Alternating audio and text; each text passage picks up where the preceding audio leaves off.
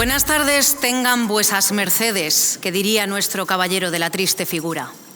Bienvenidos al segundo de los encuentros Legado Quijote, la iniciativa de la Diputación de Ciudad Real que quiere mantener viva la huella de Cervantes y de su obra más célebre en la sociedad actual. Con el 420 aniversario de la publicación de la primera parte del ingenioso Hidalgo como telón de fondo, literatura, deporte, cultura y comunicación se unen en un proyecto ambicioso pero realista que pone a Ciudad Real como la tierra cervantina por excelencia que es, mostrando a todos los habitantes de la provincia, de cualquier clase y condición, la belleza y singularidad de un territorio que inspiró la novela más universal de la literatura española, avivando el orgullo de sus gentes por ser garantes de los valores que eran también los de Don Quijote. El Legado Quijote es, en definitiva, una oportunidad de reforzar la identidad manchega, de conocernos mejor a nosotros mismos, con honestidad, y de que nos conozcan y valoren fuera, sin complejos, y desterrando el ser tierra de paso para ser destino en el que quedarse. Y sin duda, uno de los lugares que más auge turístico está teniendo en los últimos tiempos en la provincia es la ciudad en la que nos encontramos hoy, Tomelloso. Y buena parte de culpa de que esto sea así la tiene el vino y las iniciativas que alrededor del mismo se están desarrollando. De iniciativa y empuje, de tesón e inconformismo y, por supuesto, de vino, saben mucho aquí, en la cooperativa vitivinícola más grande de Europa.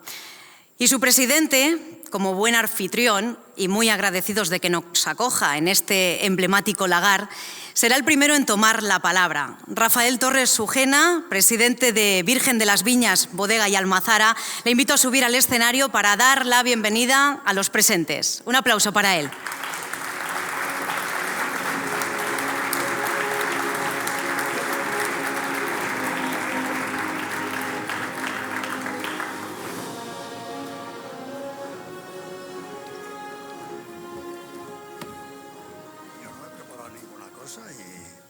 Pero será corta mis palabras, ¿no? Bienvenidos a todos ustedes. Esta es su casa, la Cooperativa Virgen de las Viñas, y bueno, pues me agrada mucho ver aquí a tantas personas conocidas, al presidente del PP en Castilla-La Mancha, al alcalde de Tomelloso, al presidente de la Diputación y bueno, y otras autoridades que también tenemos aquí en primera fila, y a mi consejo rector, que como es lógico, pues siempre me acompaña, aunque no tiene obligación, pero también me agrada mucho verlo entre nosotros. Es para mí un motivo de satisfacción pues recibir al conferenciante esta noche, a Marcos de Quinto, que hoy hablando con él, que nos iba a hablar del vino y del marketing y tal, he dicho Marcos de Tinto, y he dicho no, que aunque sabe mucho de marketing y de vinos, porque es un experto y hace muy buenos vinos, pues no es así el apellido, sino el que ha sido un poco de broma. Que ustedes han venido a escucharlo a él, y entonces a mí el que yo esté aquí más tiempo pues haría distraerlos un poco y además pues abusar de su amistad. Por tanto, yo agradecerles que estén aquí, que estoy muy contento con recibirlos a todos, y yo creo que ya es el don Marcos de Quinto, el que tiene que tomar la palabra, ¿no? ¿Es así o no es así? Y también, como no, a todos los medios de comunicación que se encuentran aquí con nosotros, agradecerles pues que cubran siempre cualquier acto que se organiza en esta casa. Muchas gracias. Muchas gracias, don Rafael. También es anfitrión esta tarde, por ser Tomelloso el lugar idóneo en el que hablar de liderazgo y emprendimiento, el alcalde de la ciudad, Javier Navarro Muelas, a quien también pido que nos dirija unas palabras.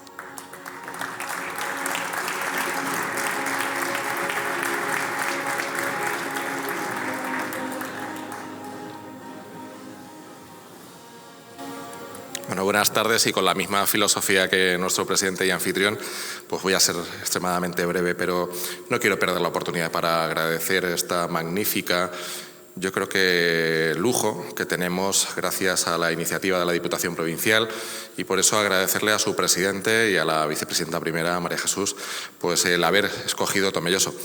Yo no puedo estar más que orgulloso de ser alcalde de una ciudad de emprendedores y de atrevidos. Y digo emprendedores y atrevidos porque eso es parte del gen y de la raíz que nos mueve y que nos ha formado como personas. No en vano aquí hubo emprendedores y emprendedoras que con sus manos horadaron la tierra, generaron esas cuevas bodega, elaboraron su vino, lo almacenaron y al fin y al cabo estamos hablando de que en aquellos tiempos teníamos miles de emprendedores, de atrevidos, que formaron su pequeña empresa, pero que transformaron lo que antes era un erial, lo que antes era tierra pedregosa, en una ciudad productiva que alberga hoy en día la mayor cooperativa vitivinícola del mundo. Al fin y al cabo yo creo que tenemos el gen adecuado para haber sido escogidos como lugar anfitriona para recibir a Marcos de Quinto y yo, pues como he empezado, pues acogiéndome a las palabras de nuestro presidente de la cooperativa, creo que todos hemos venido pues gustosos de escuchar tus palabras. He tenido la oportunidad no de conversar, sino de escuchar, porque la verdad que ha sido un magnífico lujo poder haber compartido mesa y mantel con él, pero sobre todo haberle escuchado, porque la verdad que todas las reflexiones, cualquier cuestión que abarca o cualquier cuestión que saque, pues la verdad que es bastante interesante. Yo sé que muchas personas habéis venido de fuera de Tomelloso simple y llanamente por escucharles. Algunos incluso me habéis dicho, pagaría por escuchar a Marcos de Quinto y sin embargo la Diputación Provincial pues nos lo ofrece de forma gratuita. Por eso muchísimas gracias por la iniciativa y por supuesto muchísimas gracias por haber escogido Tomelloso.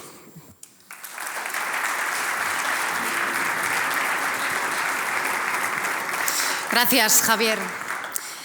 Legado Quijote es un proyecto que nace del área de impulso sociocultural y turístico de la Diputación de Ciudad Real.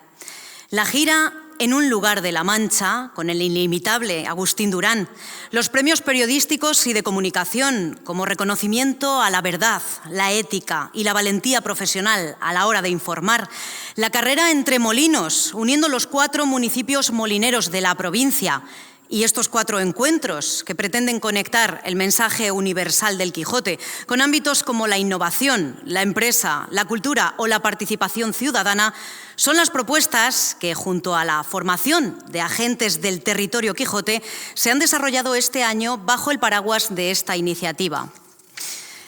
Y en ella ha puesto alma, trabajo y dedicación la vicepresidenta primera de la Diputación y encargada del área de impulso sociocultural y turístico, María Jesús Pelayo García, a quien ya recibimos en el escenario.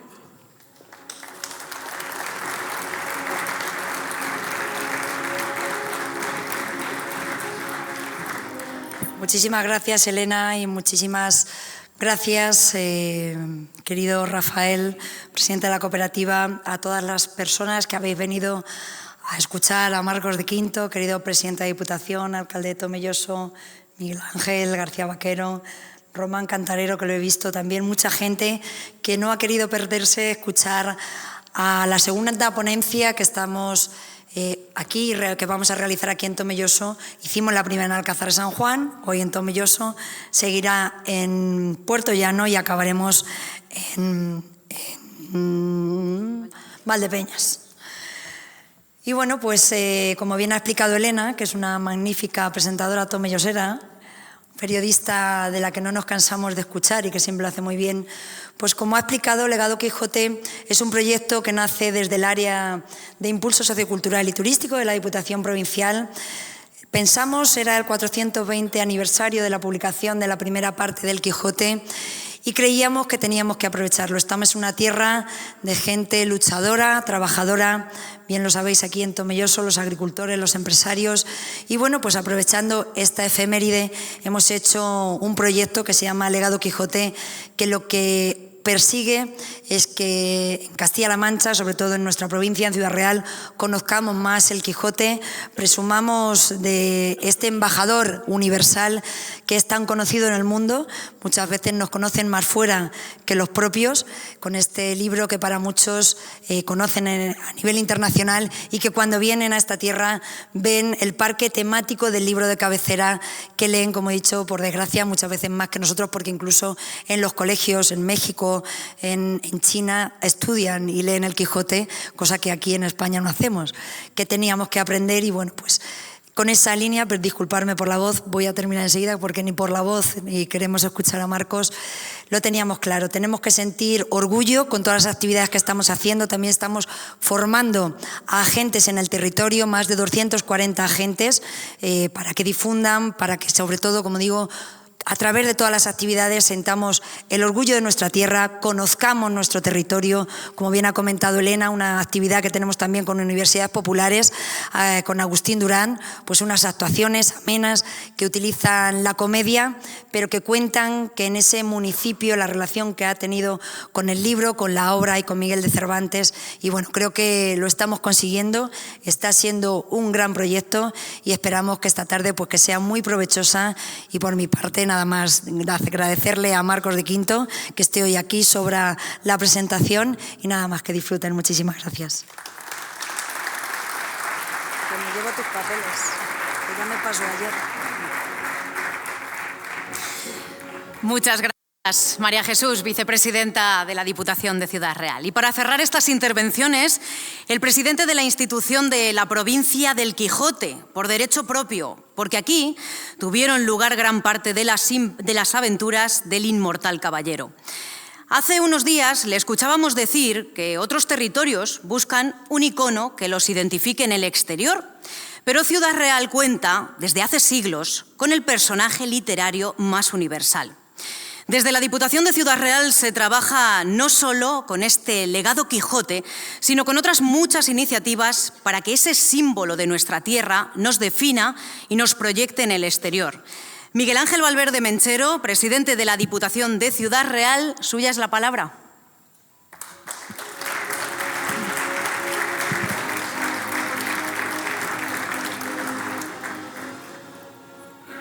Muchas gracias, Elena. Yo tengo la voz casi como la vicepresidenta o peor. Y es que el Quijote nos da mucho trabajo, ¿eh? Ayer estuvimos presentando Sabor Quijote en Sevilla y al final, pues los que íbamos ya acatarrados, pues perdimos casi por completo la voz. Don Rafael, muchísimas gracias por acogernos en su casa, que nos ha demostrado usted muchas veces que es la nuestra y la de todos. Gracias a usted y a todo el Consejo Rector por recibirnos aquí. Señor alcalde, gracias por recibirnos en este pueblo emprendedor que es Tomelloso. Presidente del Partido Popular de Castilla-La Mancha, amigo Paco, vicepresidente de las Cortes de Castilla-La Mancha, alcalde de Pedro Muñoz, concejales, concejalas, todos los que han querido estar hoy aquí a escuchar a uno de los referentes en el mundo de la comunicación, del marketing, de la empresa, en definitiva de la opinión libre y la opinión sincera y honesta sobre por dónde debieran transcurrir las cosas. Y yo creo que es importante el que seamos capaces de plantear los valores del Quijote trasladados también al mundo de nuestra sociedad, al mundo de la comunicación, al mundo del emprendimiento. Estamos en un pueblo eminentemente emprendedor. Posiblemente el título de la conferencia, Comunicar, Liderar, Emprender. El Quijote era un gran comunicador y también era un líder de causas difíciles y de defensa de los menesterosos.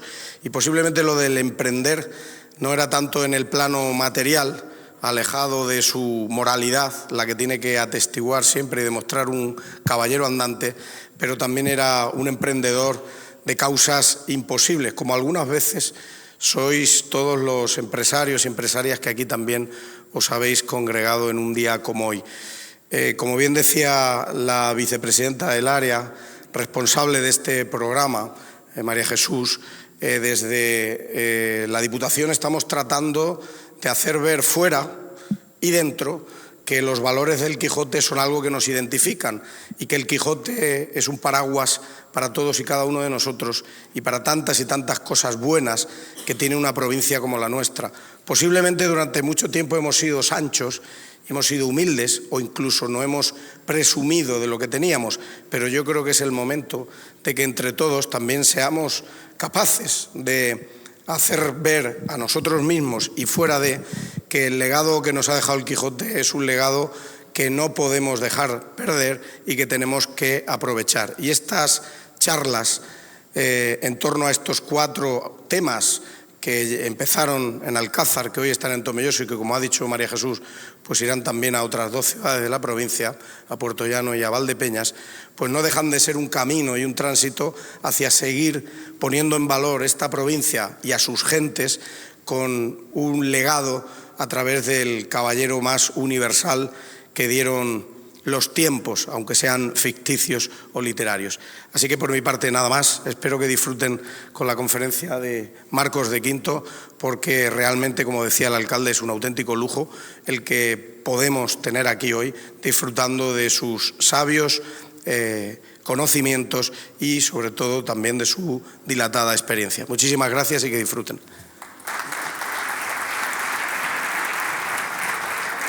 Muchas gracias, Miguel Ángel, presidente de la Diputación de Ciudad Real.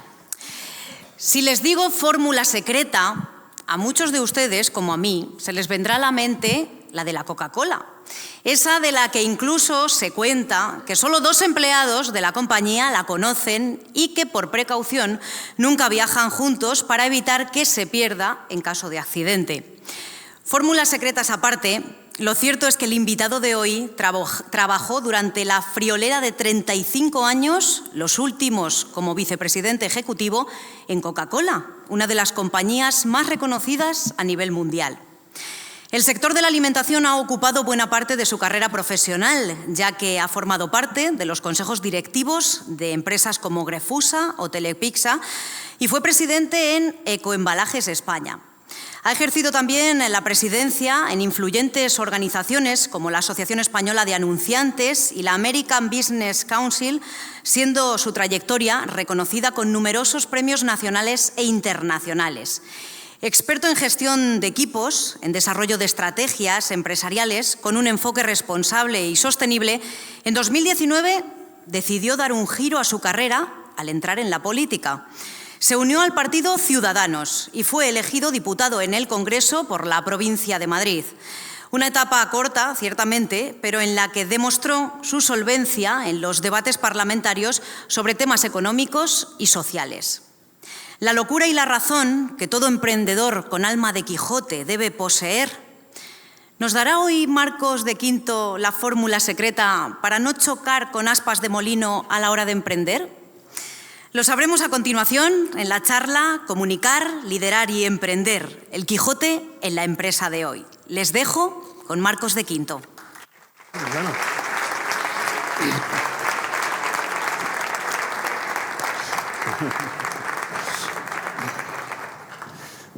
Bueno, muchas gracias. Muchas gracias y gracias a todos vosotros, a la cooperativa, a su presidente, a la Diputación, al alcalde. La verdad es que me he sentido realmente un privilegiado por el cariño con el que se me ha recibido y como soy bastante desobediente, y lo vais a comprobar, pues yo cambio los títulos y vamos a hablar porque, lógicamente, creo que estoy delante no de emprendedores, sino de empresarios con mayúsculas, con sus negocios bien consolidados. Y yo como empresario soy un desastre, ¿eh? Se me ha dado bien como ejecutivo, pero como empresario, pues la verdad es que admiro a quienes habéis arriesgado vuestro dinero y a quienes mantenéis vuestras empresas vivas. Yo, desde la más absoluta humildad, lo único que pretendo es, durante los próximos 45 o 50 minutos, compartir con vosotros algunas cosas que he aprendido durante esos 30 y tantos años, 37 años, que he estado trabajando en una multinacional, por si acaso alguna de esas cosas os pudiera servir en algún momento de utilidad.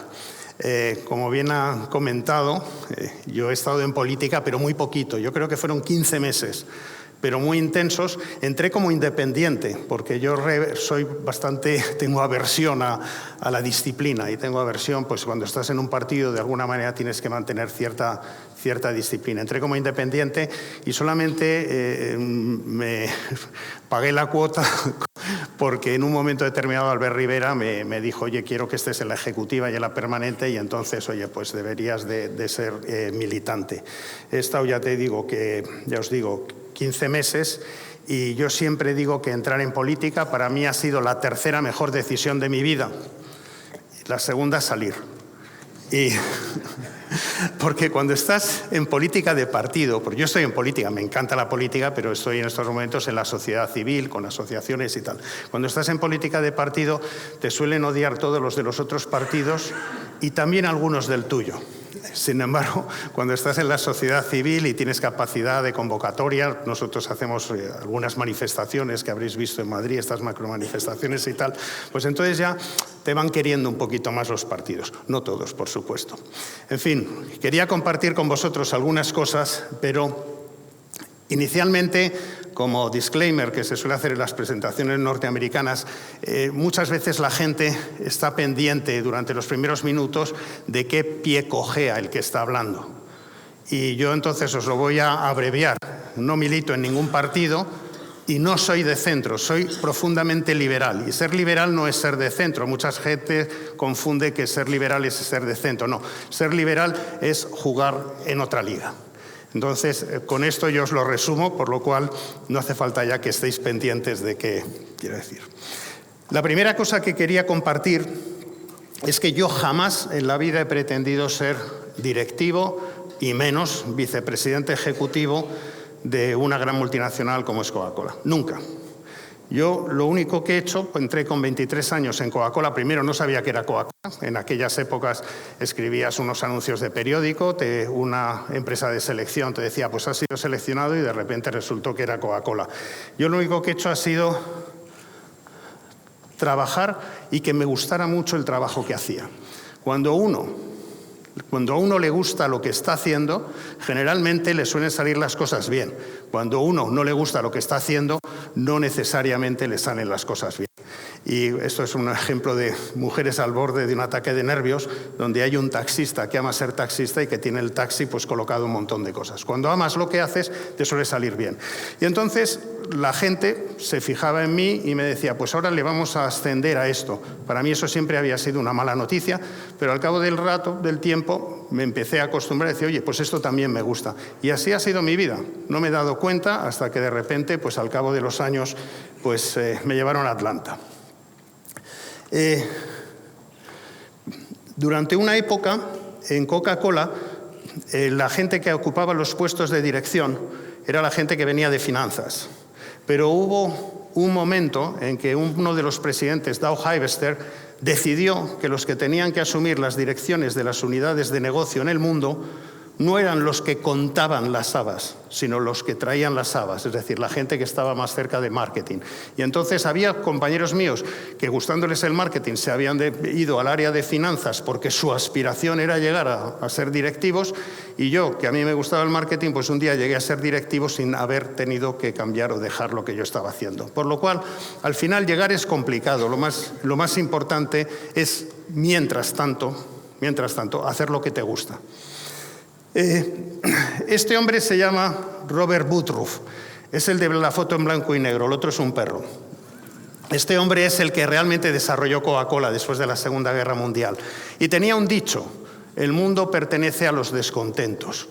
Y es cierto, es decir, solo la curiosidad y la desobediencia traen el progreso.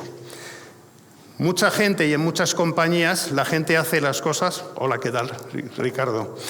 La gente hace las cosas de acuerdo por el libro, por la ortodoxia. Y eso empobrece, porque cuando tú te rebelas y tratas de hacer las cosas de manera distinta es cuando las organizaciones progresan. Los modelos que nos enseñan son muy útiles porque te simplifican el pensamiento. Tú de repente dices, tengo un modelo en la cabeza que he aprendido, inmediatamente hay un problema y lo pasas por el modelo. Pero los modelos son atajos. Ayudan, pero no son verdades absolutas. Y, por ejemplo, en el caso de Coca-Cola, pues hay un modelo que es el ciclo de vida del producto. Un producto nace, crece y luego tal. Bueno, ese modelo no encaja con Coca-Cola. También está el análisis de cartera del Boston Consulting Group, que dice que hay productos vaca, estrella. Pues eso tampoco encaja Coca-Cola dentro de esos modelos. O el modelo de la ventaja competitiva de Michael Porter, que dice que hay que liderar o en costes o en diferenciación, y Coca-Cola lidera en ambos. Pero los modelos son buenos entenderlos, pero precisamente no agarrarse a ellos como un borracho a una farola. Nosotros siempre en la unidad de negocio de España hemos estado desobedeciendo a Atlanta. De hecho, es un milagro, para mí me tenían que haber despedido como 20 y tantas veces. Y nosotros lo que pasa es que hemos hecho lo que hemos creído correcto. Esto es un ejemplo. En un momento determinado, Atlanta dijo que todos los anuncios que se pusieran en las operaciones se tenían que pretestar y solamente poner en el aire aquellos que te dieran una intención de compra superior. Pero nosotros, una vez que obedecíamos, nos dábamos cuenta en post-test que realmente no siempre los anuncios que daban en pretest una intención de compra superior eran los que mejor funcionaban. Y se nos ocurrió ver si tenían atractivo o no, si eran divertidos o no. Y entonces creamos un concepto donde nosotros no poníamos los anuncios en función de lo que nos diera por intención de compra, que por ejemplo el spot ads podía ser muy aburrido, entonces nos da una intención de compra muy alta, pero es muy aburrido. Sin embargo, el spot B, por ejemplo, era muy llamativo, aunque diera una intención de compra. Y esa masa, que llamamos masa de persuasión, es lo que hicimos para colocar los anuncios. Nos montaron una bronca muy grande, pero funcionaba. ¿Y cómo funcionaba? Finalmente es el estándar de Coca-Cola. Otro tema importante para mí es el tema de la diversidad, la irreverencia. Para nosotros, desobedecer funcionaba porque en una empresa norteamericana, que eso es distinto, yo no estoy recomendando a nadie que trabaje para otra empresa que desobedezca, en una empresa norteamericana es una resultadocracia. Si tú das resultados, compras tu libertad. Y a nosotros llega un momento que se nos ha permitido desobedecer mucho porque realmente con esa desobediencia hemos dado resultados. Y hay una cosa que es una situación, yo he dirigido operaciones en Asia, he dirigido Singapur, he dirigido Malasia, he dirigido Alemania. De Alemania me volví a España, pero en Alemania hubo un momento en que empezaron las cosas a ir mal. Cuando las cosas van mal en una operación, Atlanta, nuestra sede central, enviaba a un equipo de unas 10 personas, hombres de negro, a la operación alemana para revisar sus planes. Y cada 60 días mandaba ese equipo. Ese equipo llegaba tan cómodamente a Alemania y le obligaba a la gente que le contaran los planes, etc. Y se los cambiaban continuamente. La gente de Alemania, la verdad es que no podía trabajar porque se pasaban todo el mes preparando presentaciones para esta gente que venía. Cuando les decían lo que iban a hacer, esta gente decía, no, eso está equivocado, hay que hacerlo de esta manera. Al final, Alemania fue a peor. Adivinar quién fue despedido, los que venían en el avión de Atlanta o los alemanes.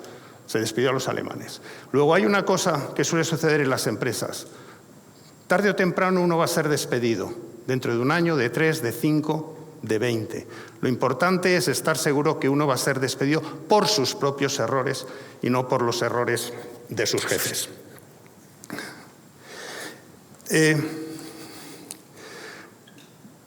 Situaciones complicadas con los molinos de viento de las multinacionales he tenido millones, pero esta es una situación muy curiosa. Un día recibo una llamada de Atlanta porque hay un boicot a nivel mundial de Greenpeace a toda Coca-Cola, excepto España. Y entonces me llaman de Atlanta diciendo, ¿qué narices habéis hecho? ¿Qué narices habéis hecho? Yo digo, pues que habremos hecho. Llamo a mis relaciones externas, Pedro Antonio García López, y le digo, ¿qué ha pasado con esto? Y me dice, no, que me llamaron los de Greenpeace y dijeron si estábamos de acuerdo o no con el protocolo de Kioto, y les dije que sí, que nosotros estábamos de acuerdo. Las instrucciones de Atlanta es que la compañía estaba en desacuerdo con el protocolo de Kioto. Y entonces por eso Greenpeace nos había quitado del boicot. Y entonces, bueno, Atlanta quería que despidiera al jefe de Relaciones Externas, a Pedro Antonio y tal. Tuvimos mucho lío y coincidí viendo, este es Neville East, del que estaba entonces de presidente, con Ban Ki-moon en Suiza. Y tuve la ocasión de cenar con Neville y le dije a Neville, no podéis dar este tipo de instrucciones, las compañías, porque las compañías no piensan, las compañías son simplemente, oye, pues unas escrituras, en nuestro caso, depositadas en el estado de Delaware. Entonces, tienes que dejar libertad a las operaciones para que sobre temas que no sean estrictamente de negocio puedan dar opiniones, porque hay distintas sensibilidades, por ejemplo, en los países nórdicos que en los países del sur o que en Asia. Y entonces Neville estaba un poco crítico y dice, explícame más. Y le dije, si tú das esas instrucciones, la próxima pregunta que te van a hacer es ¿de qué religión es Coca-Cola? ¿Y qué vas a contestar? Coca-Cola no tiene religión. Religión tienen las personas que trabajan en Coca-Cola. Tú no puedes decir, oye, somos cristianos o somos musulmanes. Entonces, él lo entendió, se quedó y dice, muy interesante. A partir de ahí ya nos dejaron en paz con el tema de Pedro Antonio. Gestionando talento, la palanca de dinero y expectativas. Antes hablamos de expectativas durante la comida. Esto es muy importante. Esto es la pirámide de Maslow, de las necesidades humanas. A mí me gusta equiparar esa pirámide de Maslow con lo que es el trabajo. Y para un empleado, lo más importante, lo básico es tener un trabajo, pero no es suficiente. Si encima, además del trabajo, tiene un proyecto que le ilusione, es mucho mejor para él. Si encima se siente parte de un equipo, se le reconoce y hay un propósito, esta es la escala que hay que hacer. Cuando uno solo tiene un trabajo, pues las posibilidades es que se vaya a marchar a otra y que su nivel de motivación sea pequeño. Esto es la escalera que en cualquier empresa hay que conseguir de aquellos empleados, por lo menos aquellos empleados que uno quiere retener. La gente no se cansa de las organizaciones, no abandona las organizaciones. Lo que suele hacer es abandonar a sus jefes. Y para fidelizar a la gente, pues lógicamente siempre se habla a la gente cuando alguien entra a trabajar, hay que darle medios, hay que darle información para que puedan desarrollar su trabajo, hay que permitirles tener ideas, pero permitirle tener ideas significa también escucharlas y valorarlas, pero no necesariamente implementarlas porque a veces la gente tiene malas ideas, pero por lo menos escucharlas y si no se van a implementar, explicar por qué no. A mí me gusta más que con mis equipos que se sientan un poco como cómplices más que como empleados. Y esto se consigue muchas veces con hechos. Y lógicamente para inspirar confianza en los equipos hay que tener confianza en uno mismo. Y sobre todo ser muy justo. Y ser muy justo significa no ser blando, sino ser justo es tratar a la gente con justicia. Y si alguien no trabaja y no rema como rema el resto, hay que prescindir de él. Y se prescinde siempre con muchísimo respeto a las personas. Yo jamás en la vida, en público, le he cantado las 40 a nadie. Siempre en privado, para que la gente no se sienta humillada. Porque si al final hay una persona de la que vas a prescindir, lo que quieres es que si te la encuentras dentro de un mes, dentro de 3 meses o dentro de un año, que diga, gracias, prescindiste de mí, pero lo hiciste con absoluta educación y elegancia. Con los equipos, y esto es un tema un poco raro, a veces es mejor destruir que construir para liderar un equipo. Si yo le digo a mi equipo, venir que vamos a construir una catedral. Construir una catedral, hoy hay que coger piedras pesadas y la gente dice, bueno, eso es muy cansado. Tengo la ropa tendida, ir empezando, ¿qué hora voy yo? No. Sin embargo, si le dices a la gente, coger antorchas y gasolina y vamos a quemar la muralla china, por poner un ejemplo, eso es divertido. Esto que os digo, a veces consigues agrupar más a la gente cuando vas a destruir algo, construyes destruyendo algo, que no el diciendo en plan bonito, pues ahora vamos a hacer esto o lo otro. Nosotros podemos destruir segmentos o destruir competidores y tal. Esto está muy feo decirlo, pero es una manera que sirve para alinear absolutamente los equipos y tenerlo más claro. Jamás he pensado que la obligación de un jefe es motivar. Para nada. Y eso hay mucha confusión. Disculparme si digo cosas que no son las normales que suele decir alguien cuando habla de negocios, pero también para mí no me gusta ser normal.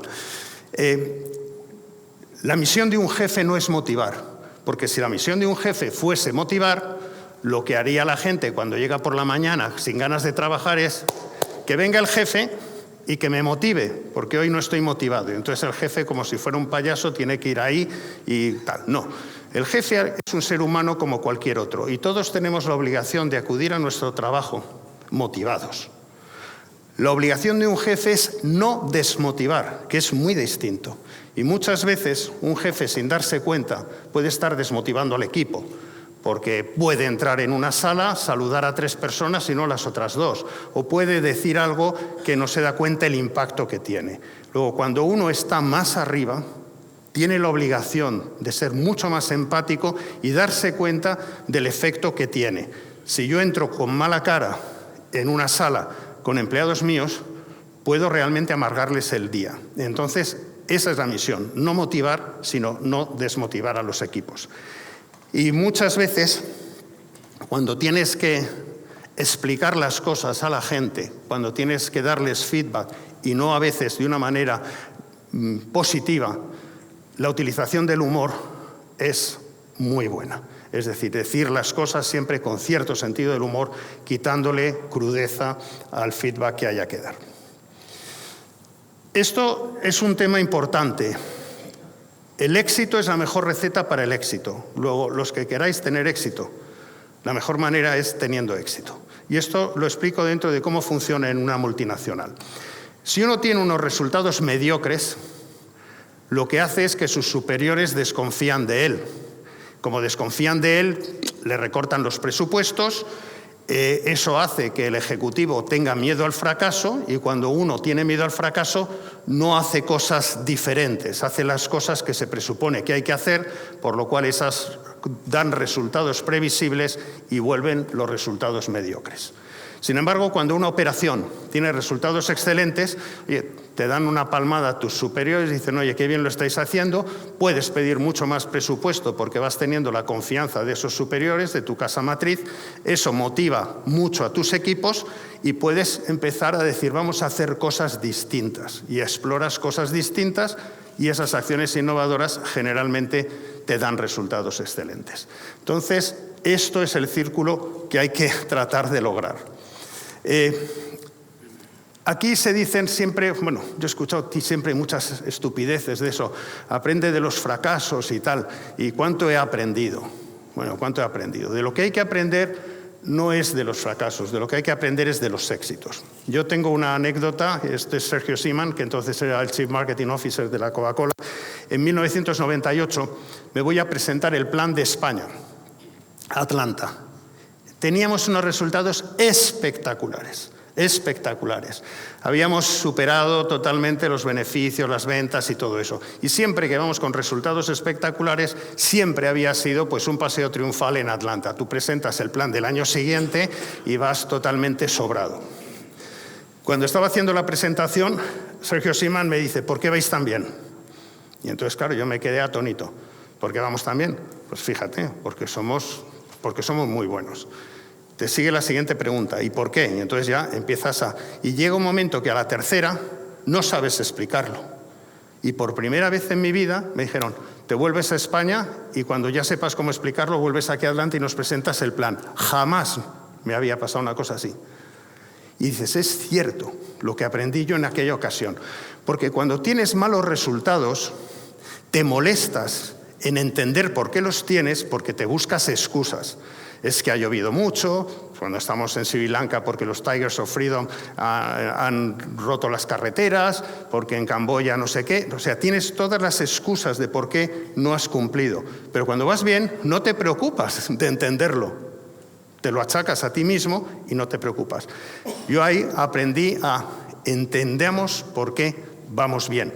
Y creamos una cosa que se llama el Marketing Variance Analysis con modelos econométricos. Mi background es econometría, para entender y proyectar si vamos a invertir tanto, si va a hacer esta temperatura, si vamos a tener este precio diferencial con la competencia. Estos son los resultados que vamos a tener. Y de ahí nace todo, de esta situación en el 98.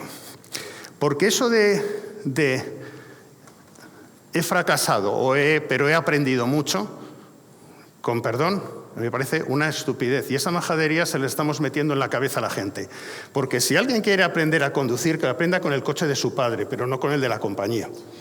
Porque realmente, yo le digo a cualquiera de estos chicos que se creen con el derecho a fracasar, digo, perfecto, préstame, yo qué sé, préstame 5.000 euros.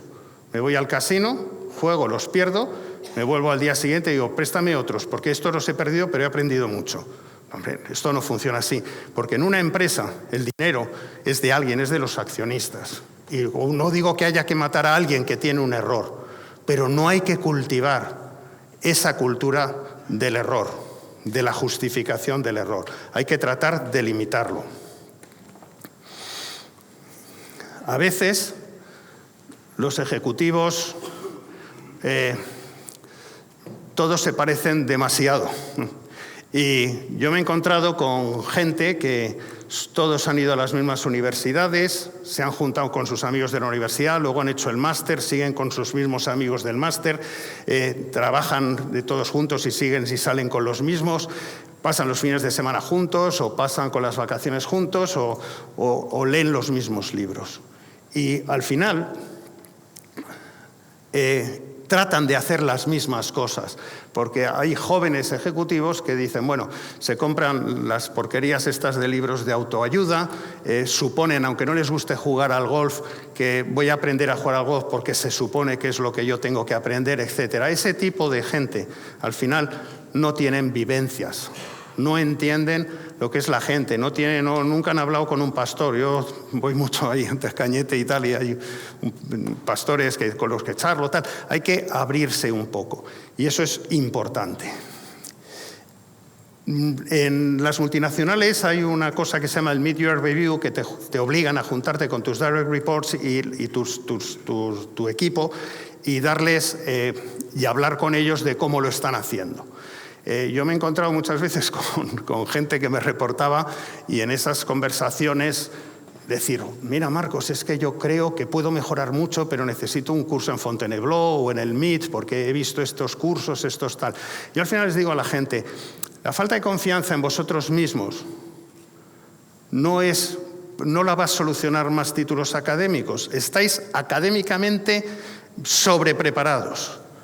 Si queréis realmente crecer en confianza, dejar el teléfono móvil, las tarjetas de crédito, coger un avión para ir a Mali y a Níger y volvéis dentro de una semana si habéis sobrevivido, porque eso sí os va a hacer crecer humanamente. Y muchas veces te encuentras que muchos de los ejecutivos tienen muchos másters, pero tienen poca vida detrás. A mí con pocos años, en el 95, me tocó abrir Vietnam.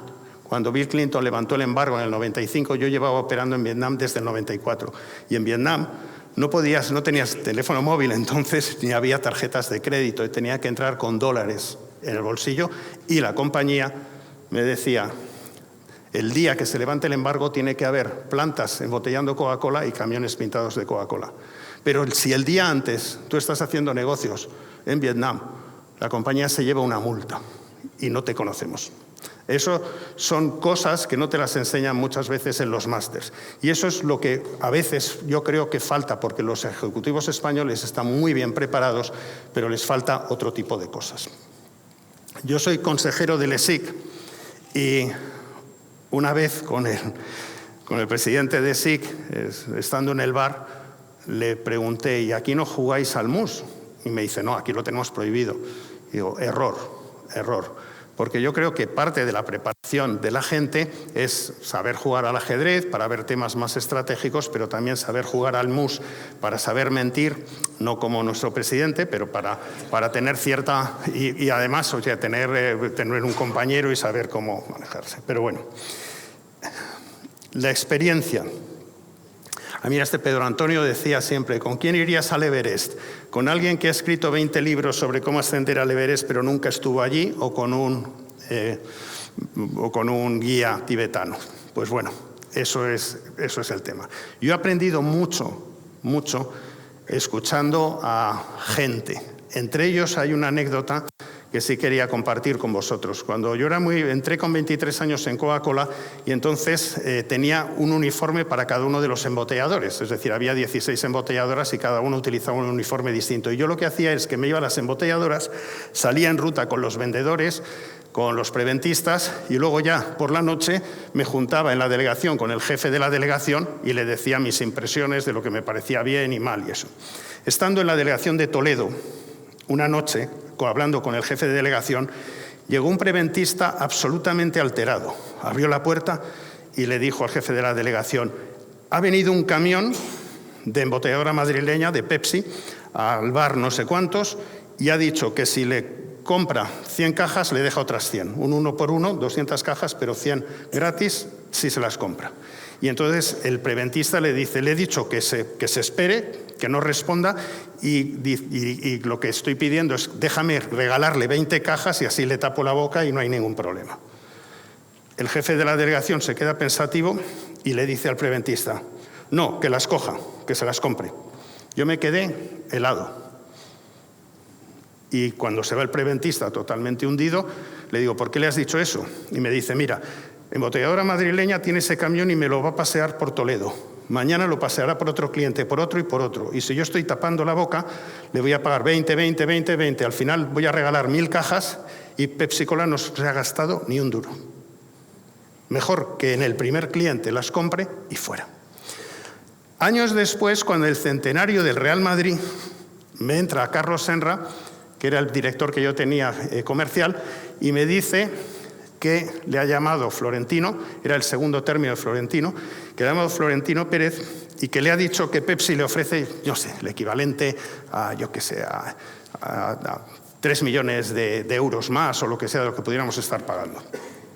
Y entonces me dice: tenemos que hacer un match para, no tanta cantidad, pero para mantener el Real Madrid. Y yo le contesté: que lo coja Florentino. Se quedó alucinado. Y efectivamente, si yo llego a haber subido 3 millones al Real Madrid, Florentino mañana hubiera dicho: fijaros la antigua dirección qué mal lo estaba haciendo, que yo nada más llegar he conseguido que nos subir lo que estaban pagando por patrocinio estos.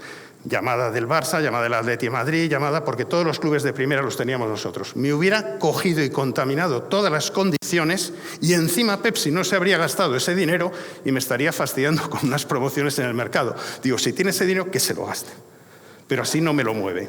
Y estas son cosas que muchas veces no sabes, una experiencia que has tenido, cómo la conectas posteriormente en una situación real más importante.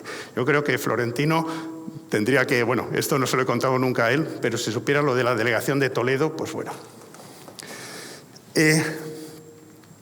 La era de la transparencia. Yo aquí sí os quería comentar que durante muchísimo tiempo el producto era el rey. La gente, los empresarios, simplemente hablaban de su producto, nunca de sus empresas. Si fabricabas zapatos, decías: estos son mis zapatos, son los mejores del mundo, etcétera. Y cuando la gente decía: oiga, pero yo aparte quiero saber algo de la empresa, la respuesta era: el que quiera saber de la empresa, que compre acciones y venga a la junta de accionistas. Muy bien.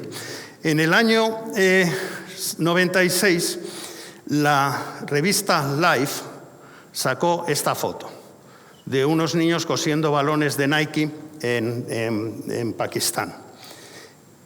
La foto está trucada totalmente porque cuando se cosen balones no están hinchados, no está la marca mirando hacia tal. Pero esto fue un escándalo. No había redes sociales y hubo un boicot absoluto a Nike. Nike tenía un modelo donde había terciarizado la fabricación y sus abogados en Estados Unidos decían: no tenemos que preocuparnos porque no es nuestra empresa. Nuestra empresa lo que hace es luego comercializar esto. Esto es la responsabilidad legal y efectivamente legal era de los fabricantes, pero no de ellos. Sin embargo, tardaron casi como un año hasta darse cuenta de que no hace falta tener la razón legal. Estaban machacándoles absolutamente el negocio. Y a partir de esta época es cuando no solo las compañías hablaban de su producto, sino también de ellas, cómo eran. Y a raíz de ahí se empezó todas estas cosas del mission y el vision y cuál es la misión de la compañía y tal. Y entonces todas las compañías grababan en mármol su misión, su mission statement. Todas hablaban de integridad, de respeto, de responsabilidad, de valor social. Y eso es una moda tremenda que ha estado vigente, yo creo que sigue hasta ahora en las multinacionales.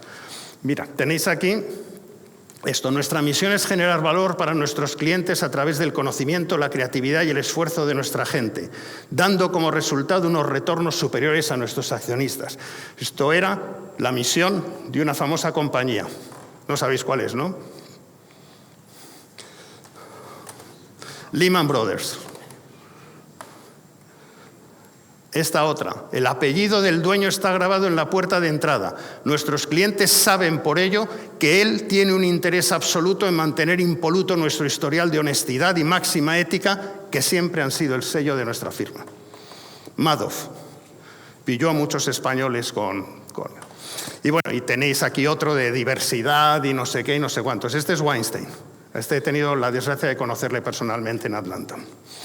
En fin, luego ya no es que haya de decir cuál es mi producto y cuáles son los valores de mi compañía, sino la gente quiere saber, pero ¿cuáles son los valores del ejecutivo? Y bueno, siempre se dice, no, lo mismo, o sea, ¿cómo se va a decir eso? Pues no, el ejecutivo de a cara al futuro va a tener que trabajar con mucha más transparencia. Pero lo importante no son los valores de la compañía, sino los valores del ejecutivo, porque en el futuro hay mucha gente que puede pasar por 10 compañías y tú no cambias de valores cada vez que cambias de compañía. Pero los valores se adquieren a muy temprana edad. Y el que quiera ser ejecutivo, pues va a tener que acostumbrarse a tener que vivir con cierta transparencia, porque la gente va a querer saber cuáles son tus principios, cuáles son tus valores, etc. Y esto es el precio, y si no se puede dedicar uno pues a monje o algo. Me preguntan a veces si existe el ejecutivo español. Yo siempre digo que bueno, lo único que tienen en común posiblemente es el pasaporte, el jamón y la tortilla de patata. Porque yo en ese sentido creo que es mucho más importante, desde el punto de vista empresarial, en la nacionalidad de la empresa en la que te has criado y el sector de actividad. Entonces, yo me parezco más a un ejecutivo italiano o belga que haya trabajado en una multinacional americana, además de bienes de consumo de alta rotación, que a otro ejecutivo español que haya estado trabajando pues, en industria pesada o en otro tipo de cosas. Porque posiblemente, es decir, yo no podría haber trabajado en una empresa francesa, me hubieran despedido inmediatamente, o en una empresa japonesa, que las conozco. Y en una empresa americana es distinto. Ahí son resultados exclusivamente. Tengo un amigo que me llamó ahora que ha dejado ya la presidencia de Europa, que era un compañero mío desde hace mucho tiempo, se llama Nikos Kometidis. Si le veis por la calle, cambiaríais de acera. Me llega por aquí, mide 2 metros de ancho, lleva unas patillas hasta aquí y lleva tatuajes como si fuera de una mara. Pero es un tío muy bueno. Y entonces, eso, en una empresa francesa te digo que no le nombran de presidente europeo. Pero es un tío muy bueno y en una empresa americana, oye, ¿de qué religión eres? ¿De qué? Da absolutamente igual. Da resultados, adelante. Y eso no sucede en muchas. Luego, creo que la verdadera patria es nuestra juventud. Todos los que entendáis lo que quiere decir esta foto, estáis conmigo, o que hayáis escuchado los pecos, yo qué sé, porque yo me parezco más a alguien que entienda estas cosas que no a lo mejor a un joven de 16 años que escucha otro tipo de cosas. A nivel empresarial, cuando yo era jovencito, todo parecía como las películas de buenos y malos, Los vaqueros eran los buenos, los indios eran los malos y todo el mundo era, bueno, un mundo de blanco y negro. Pero según avanzamos, y aquí García Vaquero lo sabrá, y sobre todo en el sector de alimentación, tú compites contra todos, pero también eres aliado de todos. Es decir, yo he competido contra Pepsi, pero cuando hemos tenido que hacer lobby en Anfabra, pues lo hemos hecho. Yo compito contra la marca blanca, pero luego me siento con Mercadona o con Carrefour pues para tratar de ver cómo vamos a organizar los lineales. Yo compito contra Danone en aguas, pero cuando viene la ley de envases, pues juntos hacemos el mismo lobby. Luego, hay que aprender a que simultáneamente esto ya es como Matrix, es decir, es mucho más complicado, ¿no? Todos son mis adversarios, adversarios, pero también todos en un momento determinado son mis aliados. Y manejar eso cada vez es más complejo. Empresarios, la situación donde muchas veces no sois considerados como merecéis ser considerados, viene, y esto es Gramsci realmente, viene muchas veces de los contenidos, porque la gente no se da cuenta, pero sois continuamente denigrados. Yo desde que era pequeño, pues oye, las viñetas de Forges, de Chumichume, donde el empresario siempre venía con sombrero de copa, con el puro y tal, y el empleado famélico, etc. Y por otro lado, cuando veis series de humor, muy brillantes esas series, la que se avecina, ¿quién es el malvado? El empresario, es el pescadero. Lo que hacen los guionistas es que cogen el papel del empresario y ahí concentran todos los males. El pescadero es insolidario, es egoísta, machista, explota a un sudamericano que tiene a su cargo, etc. ¿Veis? Aida, lo mismo, el del bar, el empresario. Ahí meten los guionistas todos los males. Eso, que la gente a veces pasa desapercibido, pero es una lluvia fina que hace que la sociedad española siempre, cuando piensa en empresario, está pensando en este tipo de gente. Y dices, ¿y por qué? ¿Habéis visto alguna serie donde el malvado sea el sindicalista liberado que le echa un morro tremendo y que a lo mejor trabaja en un hospital, pero como está liberado está viendo cómo caen como moscas sus compañeros, pero él no se pasa para ayudarles? En fin. Lo que hay que quitarse como empresarios, digo, mi experiencia, es los complejos. O sea, y tenemos un montón de errores y tal que los que caemos, porque es que nos lo han vendido tan bien y a veces hay que sacudirse la cabeza y decir, pero ¿cuánta mierda nos han metido? Es decir, un tema son la igualdad de oportunidades y otro tema es el igualitarismo. Si la desigualdad no es mala, es natural. No es mala. Si yo dijera que parte de aquí de la audiencia, que vais a incrementar vuestra renta en un 20% el próximo año, vale, felices. Pero si yo os dijera que todos estos lo van a aumentar un 50%, acabamos de incrementar la desigualdad, pero hay progreso, porque lo importante es que haya progreso, aunque sea asimétrico. Eso es lo importante. Y eso es lo que nos están tratando de echar hacia atrás. Yo, como soy liberal, pienso que la gente tiene libertad para hacer lo que quiera en su vida. Y es respetable. O sea, si alguien pudiendo estudiar, teniendo la oportunidad de estudiar, no estudia, me parece respetable. Si alguien teniendo la oportunidad de trabajar no trabaja o no se esfuerza o le echan de un trabajo tras otro, también. O sea, es una decisión suya, teniendo la oportunidad de estudiar y de trabajar. Lo que no es de recibo es que esa persona pretenda vivir como el que se ha matado a estudiar o a trabajar. Este es el actual presidente mundial, James Quincy, y estuve en el 2018 cuando me marché una cena con él en un bonito restaurante de Londres. Me hizo varios regalos y yo estaba en el hotel esperando para ir al restaurante y le di de regalo esta nota que veis aquí a la izquierda, con unos consejos que los iba a compartir con vosotros ya para finalizar. El primero, que la vida de lo que trata es de aprender a dejar las cosas atrás. Yo he dejado muchísimas cosas atrás, dejé del trabajo, entré en la política, dejé la política, estoy en otras cosas y soy feliz, pero hay que aprender a dejar las cosas atrás. Hay mucha gente que se queda anclado con las cosas. Otro tema es que todos estamos condenados a ser olvidados. Esto para mí fue muy impactante. Cuando yo viví en Tailandia 4 años y en la oficina venía un señor muy mayor, viejecito, con el pelo blanco, que se llama Wim Mambi. Este hombre había montado toda la estructura de Coca-Cola desde cero. Cuando empezó tenía la orden del elefante blanco de Bangkok, pero había montado Pakistán, India y tal en la época colonial. Es decir, era un tío que había construido eso cuando Coca-Cola no era lo que es ahora. O sea, cuando te hacían el concentrado, pues casi como en la olla de Panoramix.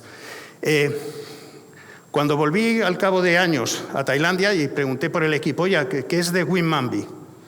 No tenía nadie ni puñetera idea de quién era, los chicos que estaban ya en la oficina.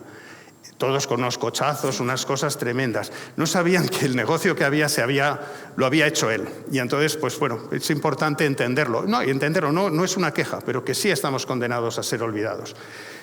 Que nunca debemos de no estimar el poder de la amabilidad. Antes lo estaba comentando. Yo he entrevistado a mucha gente para entrar en Coca-Cola. La mayor parte no entran porque en proceso de selección. Pero siempre hay que ser amable con la gente. Nunca sabes. Me he encontrado posteriormente con gente. Marcos, tú me entrevistaste hace 20 años y tal. Y digo, ¿y qué pasó? Pues que no me contrataste. Pero la experiencia fue maravillosa. Fuiste muy amable y tal. Es importantísimo. Lo otro, la integridad. Esto para mí es básico, incluso cuando te lleva a la desobediencia, pero cuando tú sabes que hay una cosa que no hay que hacer, aunque te la hayan ordenado, la integridad es importante, porque al final, oye, te despedirán o no te despedirán, pero no puedes hacer algo que tú crees que no debes de hacer. Y por último, nunca hay que esperar demasiado tiempo para decirle gracias a la gente.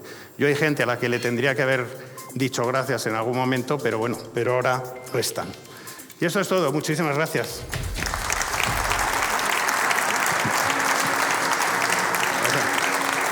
Muchísimas gracias, Marcos de Quinto. Interesantísima y muy inspiradora su ponencia.